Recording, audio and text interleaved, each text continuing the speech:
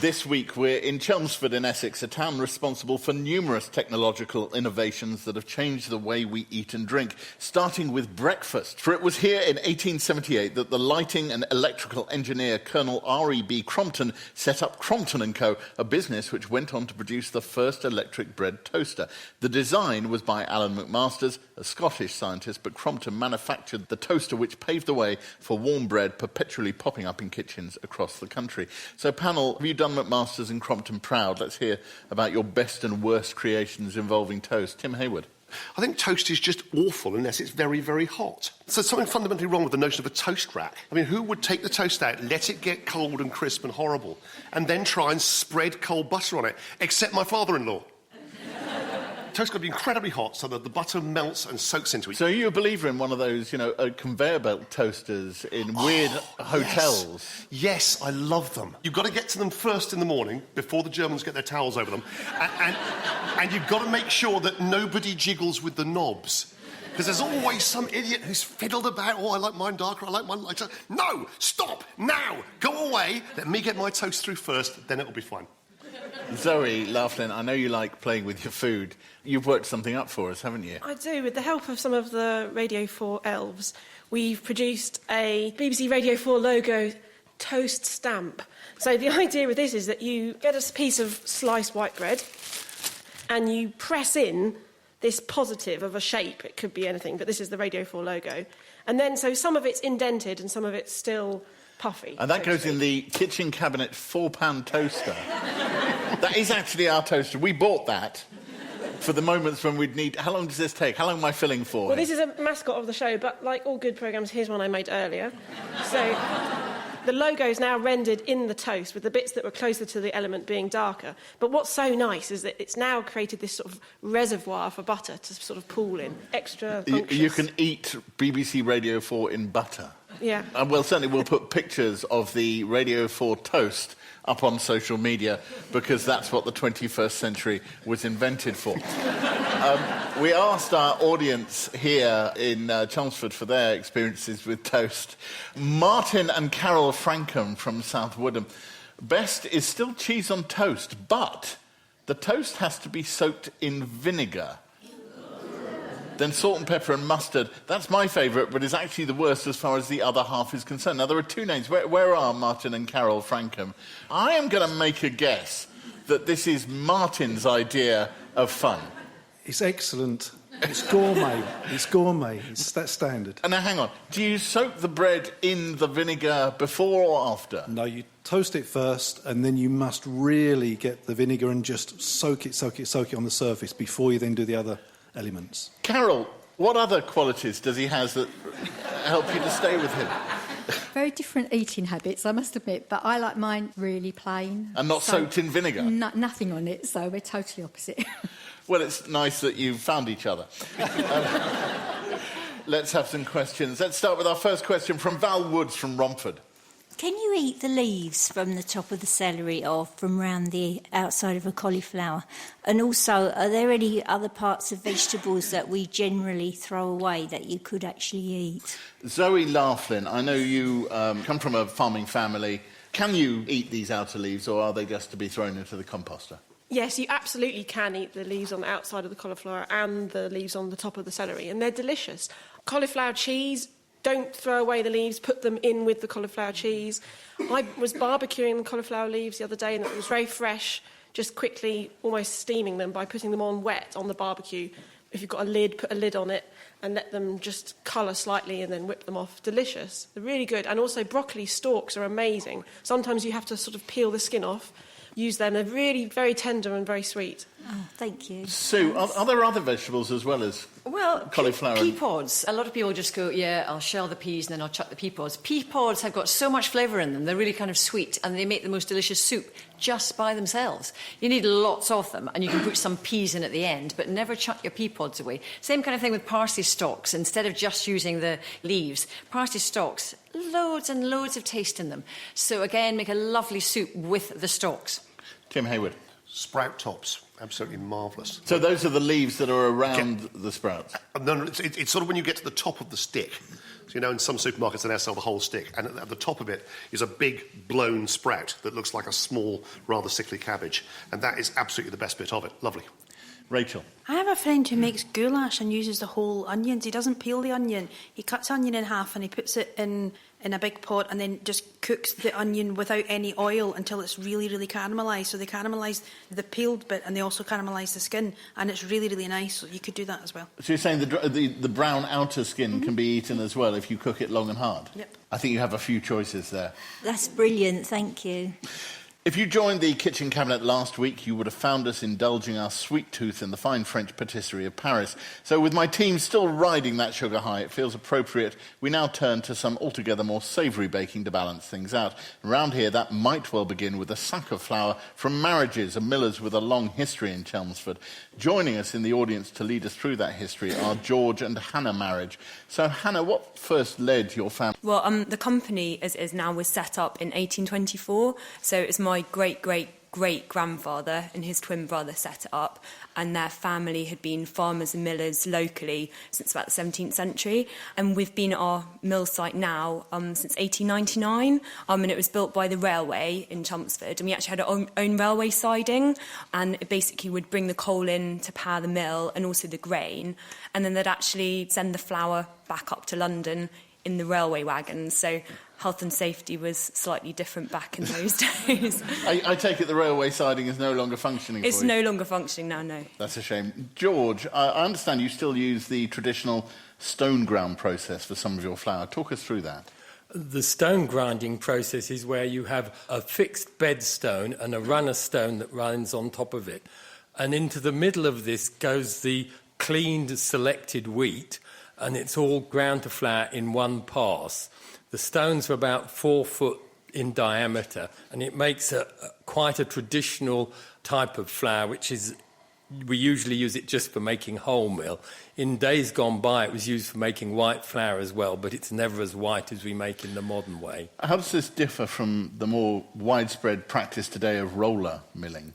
Well, in roller milling, there's a lot more stages in the process. So you're cutting the grain open and taking the bran and the wheat germ away from the white middle, and you're trying to get as much white flour out of the grain as possible. And then if you want to make wholemeal flour at the end of it, you put it all back together again. There's practically a parade of flours on the stage in front of us. Talk us through the main differences between roller milled flour and stone ground when it actually comes to baking. In stone grinding, you're grinding the whole of the grain in one process. So the bran is much more rounded, and so it has a different texture to eat. Also, the wheat germ, which contains a lot of flavour, the oil from that is spread throughout the flour, whereas in roller milling, it's taken away and then recombined. So there's a textural difference, and you can taste that if you eat a wholemeal loaf, which is stone ground or roller ground. Now, the amateur baker, I think, would be forgiven for being slightly bamboozled by the enormous collection of flours that you have. I mean, how many different flours do you make? Well, this is only the retail range. There's about 24. So for the casual baker, making pizza, pastry, pasta, bread, are these flours interchangeable, or are these key differences important to what you're going to produce? Some of them are interchangeable, but some of them are not. If you're doing something with yeast, you want a strong flour. If you're making a very soft pastry, you don't want a strong flour because that will tend to toughen. If you want more fibre in your diet, you'll go for wholemeal or You've basically got it covered at Marriages, haven't you? We've got it all covered, yes, sir. Zoe Laughlin, not that I'm lazy, but tell me, do we have to knead bread? You don't have to. You can make, it's called a no-knead bread, but by simply mixing the ingredients together, so your water, flour, yeast and a little bit of salt, give it a good mix, and then gather it up, and then leave it for even 24 hours so that the yeast ferments. And that will develop gluten to an extent just on its own. Now, we know texture is always important to you. When it comes to bread, what do we need to know, so to speak? Oh, God, I hate myself for that. Thank you very much. Well, you don't have to knead bread, but if you want specific types of texture, you really should knead it, because what kneading does is it essentially elongates and develops the gluten strands. So if you have, as was mentioned, a strong flour, that's a flour with a lot of protein in it, and those proteins will form gluten strands, which is basically an elastic network inside the dough, which will blow up like little balloons. So you have these elastic balloons inside your dough, and then when you bake it, that gives you a risen, fluffy, lovely, light textured bread. Let's take a question on bread from Roger Hunt from Chelmsford. When making bread, is it better to use fresh yeast or dried yeast? This is a good question because a lot of bakers know that there's a lot of options out there. Sue Lawrence. It depends if you can get it. So often you can't get fresh yeast. When I used to live in Scandinavia and Germany, you get to the supermarket, any supermarket, they had little packets of fresh yeast. Everybody used it. There was no such thing as dried yeast. In this country, sadly, you can't get it as well. But I actually like it's more sort of emotional thing, touching fresh yeast and then sort of crumbling it up, and then the smell of it, the slightly astringent smell of it. It's definitely a sort of almost a sort of, apart from being very tactile, almost a sort of sensual thing. It's wonderful, and then you get going with your kneading. Fantastic. I love fresh yeast if I can get it. Tim, you run a bakery, or you own one. Do you believe in live over... We have fresh yeast, but it comes in great big blocks the size of house bricks. It's amazing stuff. We keep it for a few days, we keep it refrigerated, and we're looking after it as a live product. It's a weird thing, but actually until comparatively recently, there was a law in this country that if you went to a baker's and asked for live yeast, they had to give it to you. And the law only, I don't think it works anymore, but most bakeries don't know that. And you can actually still go into the bakery in the back of a large supermarket and ask the bloke in the white hat, and they'll usually give you a little block of fresh yeast. So it's really worth trying it. It won't last very long in your fridge. It kind of dries out and gets a bit miserable. But even the stuff that you buy powdered, you have to make sure it's pretty fresh. So once you've actually opened that little tin, I wouldn't keep it for more than a month without chucking that out and replacing it with something else. This week, you joined my kitchen cabinet in Chelmsford, a town with an industrial culinary history that goes beyond flour and toasters, for it was here, from humble beginnings in a chemist shop on Tyndall Street, that the British Vitamin Products Company was founded. That's Britvic to you and me. In 1955, Britvic opened its factory doors, producing an estimated 1.5 million cases of soft drinks a year in Chelmsford until it closed in 2014. A good excuse, then, for us to sip a carbonated beverage or two and belch politely, while Zoe Laughlin tells us how they're made. Basics first, Zoe. How does one set about putting bubbles into liquid? Right, you basically want to inject carbon dioxide gas into your liquid under high pressure and keep at that pressure. And so when you have fizzy water, for example, in a bottle, it's still at that pressure. And that means the carbon dioxide gas is actually dissolved in the liquid. Why are some liquids more fizzy than others? So when you do the carbonation, if your liquid is really cold, so just above freezing, actually it can absorb up to 5 times more carbon dioxide than a warmer water. So if you want to make a really, really fizzy drink, be it at home, DIY carbonation, or in factory setting, you actually want your liquid really cold. You've got a demonstration to prove this, haven't you? Right, we've got a bottle of fizzy water here. Oh, it's great the way we played in the sound effect just then, isn't it?